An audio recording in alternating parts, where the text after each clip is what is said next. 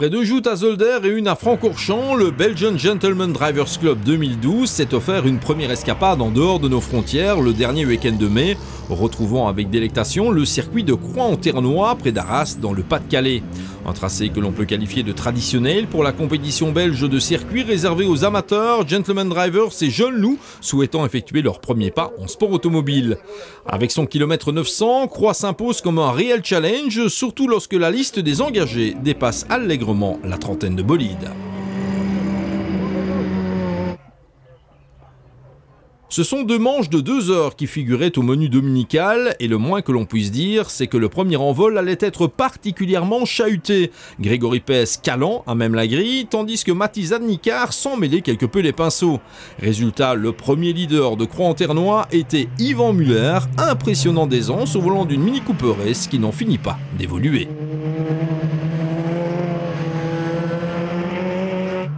Pour ce 4e rendez-vous de la saison, plusieurs nouveautés étaient encore à relever, à commencer par le retour en piste du jeune liégeois Kevin Capras, qui partageait le volant de la Renault Clio 18 avec Paul Lejeune. Issu du kart, Capras jouait d'emblée devant avant de commettre une petite erreur et perdre du temps.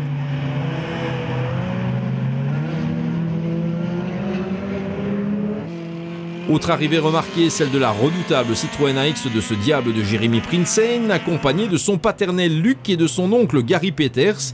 Après une excellente entrée au maintien, la chevronnée jaune devait hélas repasser par les stands, en proie à des ennuis d'alimentation. Jérémy pouvait néanmoins repartir pour boucler cette première manche en 17e position. Je suis parti très bien, il y avait juste je crois une Golf qui est restée sur la grille, j'ai dû passer dans l'herbe, j'ai perdu un peu de place mais j'ai su revenir fort dès le départ. Puis je me suis fort bagarré avec Claudie, c'était vraiment pas mal, c'était chaud. Vers la fin j'ai fait une manœuvre un peu périlleuse pour le dépasser et puis on a eu des soucis d'allumage. Heureusement ça arrivait juste avant l'entrée des stands donc j'ai su rentrer. On a perdu quand même beaucoup de temps donc on est reparti loin mais je me suis vraiment bien amusé. C'était dur, il faisait très chaud mais vraiment bien amusé, c'était super. Responsable du magazine Auto News, Claudie Tang, célèbre imprimeur de la région de Comines, est lui aussi devenu un adepte du BGDC, accompagnant Tony Verhulst au volant de la Renault Clio numéro 14. Il sera bientôt rejoint à ce niveau par son propre fils qui s'apprête à effectuer ses grands débuts en sport automobile. Oui, évidemment, ça change. On a voulu goûter par une invitation cet hiver. Tout à coup, on m'a proposé de faire quelques courses en BGDC. Et donc, j'avais déjà participé dans le passé en BGDC. Donc je savais que l'ambiance elle était bonne, c'était sympa, très convivial, que c'est d'abord le plaisir de piloter avant de se prendre la tête. Et donc, j'ai accepté tout de suite. Et du coup, je ferai peut-être encore 1 ou 2 manches supplémentaires derrière. Moins de chance par contre pour le premier leader du jour, Yvan Muller, dont la Mini Cooper S renonçait peu avant l'heure de course suite à un problème de courroie, de quoi hélas mettre un terme à la journée du bolide noir, à revoir et cette fois jusqu'au bout. À l'issue de 2 neutralisations, notamment causées par le crash de la Clio de 2G et de Bormand, Mark Neyens et Mathis Adnicard ne se faisaient pas prier pour imposer leur BMW E36 EMG Racing, une victoire partielle venant récompenser le travail d'une équipe qui a remis en état le bolide noir, victime d'une sérieuse avarie technique en essai à Zolder une semaine plus tôt.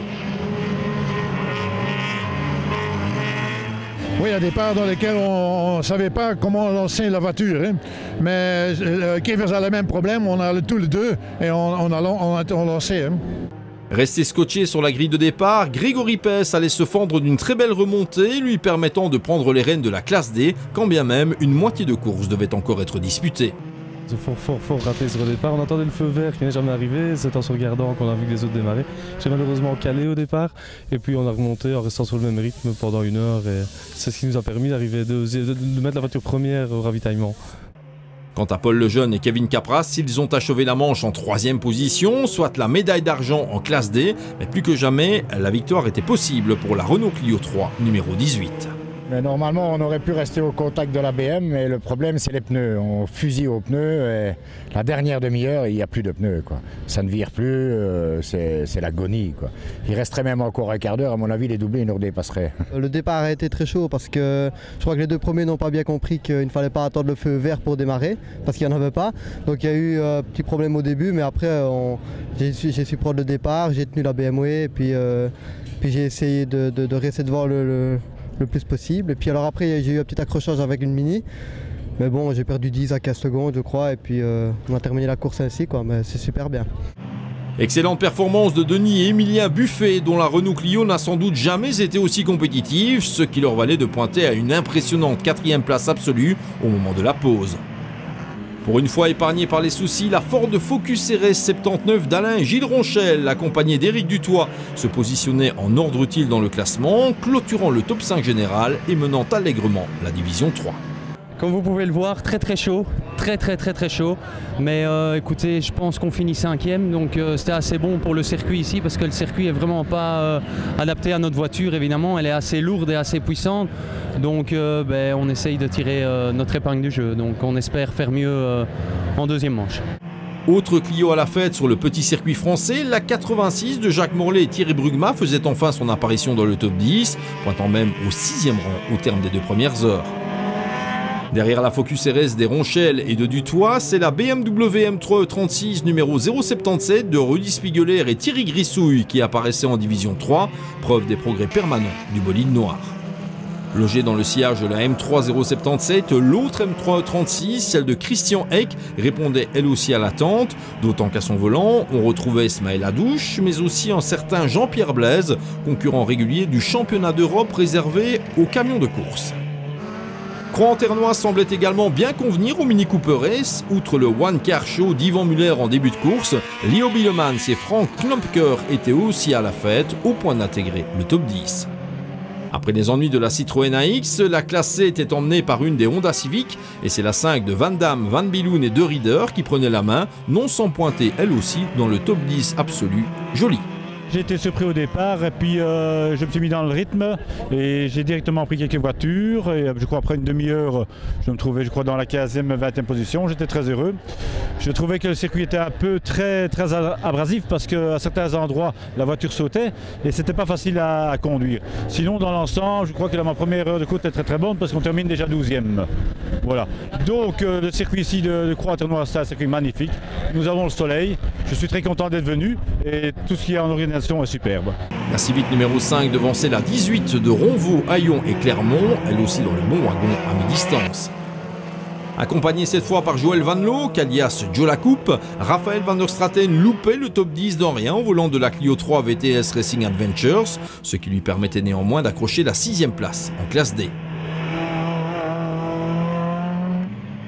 Que dire alors de la très belle remontée de Gaëtan Bachi, dont la Honda Civic Penelope Racing Team, de retour du Sénégal, passait de la dernière place au 13e rang absolu en 2 heures à peine, de quoi la laisser, de manière toute provisoire, en 7e position de la classe D.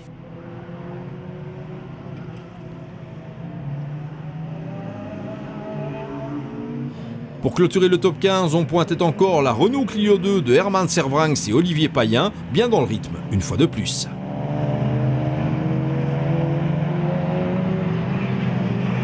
Tout aussi remarquable était la progression des BMW 325i du Club Sport Trophy, véritable course dans la course.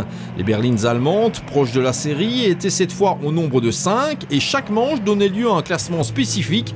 C'est la 50 de Jürgen Güliker et Jos Metz qui s'imposait avec 13 petites secondes de bond sur la 49 de Christophe Denève et Robert De Hoon.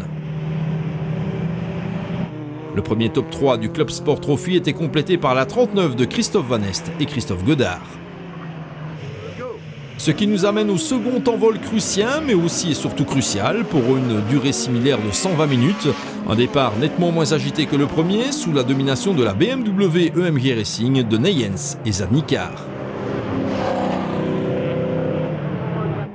Le début de course allait aussi marquer l'entame des problèmes pour la Ford Focus RS de Ronchel et Dutoit, qui souffrait des freins et finissait par partir à la faute, alors qu'elle était en lutte avec la Golf de Tony Kevers. Ce n'était rien par rapport au fait de course majeur de cette seconde manche. Après 35 minutes, la BMW de Matti Zadnikar s'immobilisait pour le compte, moteur cassé. La voie était libre pour les bolides de la classe D. Alors que plusieurs concurrents souffraient du côté des pneumatiques, d'autres défrayaient clairement la chronique, à commencer par Jérémy Prinsen, qui allait jusqu'à pointer au 3e rang absolu au volant de sa petite Citroën AX. Impressionnant. Dans le même genre, retardant au maximum son pit stop, Rudy Tirou plaçait la 48, une Honda Civic relevant elle aussi de la classe C, dans les hautes sphères du classement. Après la valse des arrêts au stand et une neutralisation suite à la sortie de la Honda S2000 de Vanout Evermersch, la Renault Clio 18 de Kevin Capras et Paul Lejeune se retrouvaient au sommet de la hiérarchie. Hélas, le jeune liégeois est copé d'une pénalité pour avoir dépassé sous drapeau jaune, ce qui le renvoyait en deuxième position tant au classement final qu'au cumul des deux manches, mais on reparlera de Capras en BGDC, c'est sûr.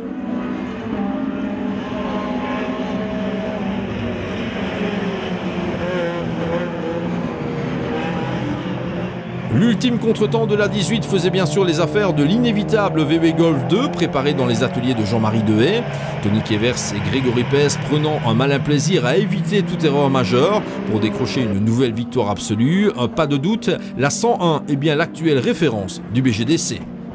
Tant en seconde manche qu'au classement général final, Denis et Émilien Buffet ont exploité leur Clio au maximum pour décrocher le premier podium de la saison, un accessite d'autant plus apprécié qu'il n'était pas nécessairement attendu.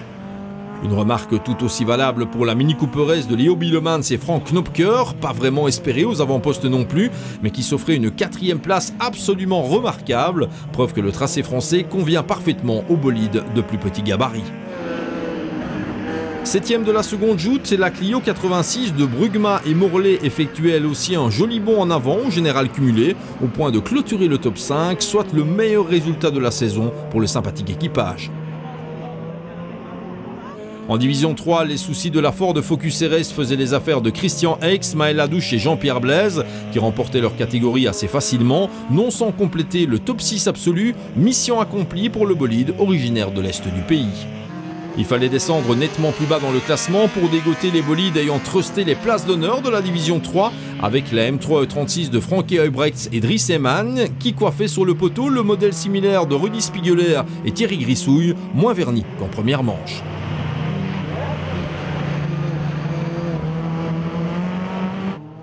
Résultat nettement plus spectaculaire par contre pour la Honda Civic Penelope Racing Team de Gaëtan Bachy. Partie 13e, la demoiselle a conclu la seconde joute au 6e rang, ce qui lui valait la 7e place absolue au classement cumulé. Pour une entrée en matière, c'est on ne peut plus réussi. Gaëtan cherche désormais une équipière pour la suite de la saison. Avis aux amatrices. Dans le sillage de la Honda, Raphaël Van der Straten et Joël Van Loo ont eux aussi brillé sur la Clio VDS Racing Adventures, cueillant le 8e rang général et la 7e place dans une classe D plus que fournie à Croix. En classe C, la variété était de mise, tenant compte du fait que la Citroën AX de la famille Prinsen ne pouvait être classée. Héroïque en deuxième manche, Rudy Thiroux et Philippe Lano sont parvenus à positionner la première 1600 cm3 au 5e rang général, mais leur première joute moins réussie les condamnait néanmoins au classement cumulé. Moins en verve lors des 2 dernières heures de course, la Honda Civic numéro 5 de Van Damme, Van Biloun et De Ridder parvenait néanmoins à sauver l'essentiel, à savoir la gagne en classe C. Elle a définitivement de beaux restes, la Nippone. C'est la Civic numéro 118 de Ronvaux, Ayon et Clermont qui pointait à la 2e place, avec un tour de moins que la 5, mais loin devant la 48 de Thiroux et Lano. Débarrassés de la BMW E36 de Neyens et Zadnikar, les 325i E46 du Club Sport Trophy s'en sont donnés à cœur joie dans la classe E de la division 1. Elles ont en effet monopolisé le podium final, ce qui constitue une grande première cette saison. Et une fois encore, c'est la 50 de Jürgen Gulliker et Jos Metz qui avait le dernier mot. Elle devançait, comme au terme de la première joute, la 49 de Christophe Denef et Robert de Hoon, ainsi que la 39 de Christophe Van Est et Christophe Godard. Suivaient Thierry Dezanne et Frédéric Ledoux au volant de la 3, mais aussi Pascal Bendib, seul à bord de la 51. Le doute n'est plus permis, le Club Sport Trophy devient une catégorie incontournable en BGDC. Signalons encore le retour aux affaires pas trop réussi cependant de la VW Golf 3 de Stéphane Devos et Nicolas Declercq, qu'on espère retrouver en piste pour le reste de la saison. Guère de chance non plus pour la famille Licops, dont la Porsche 944 confiée à Étienne Licops et Pierre-Yves Pag jouait de malchance, tandis que la Mini Cooper S d'Étienne et Julien Licops intégrait de justesse le top 20 général. Au terme de ce week-end tout simplement exceptionnel, le BGDC va s'offrir une petite pause d'1 mois avant de regagner le circuit de la Bresse début juillet, toujours en France. Un autre rendez-vous à ne surtout pas manquer.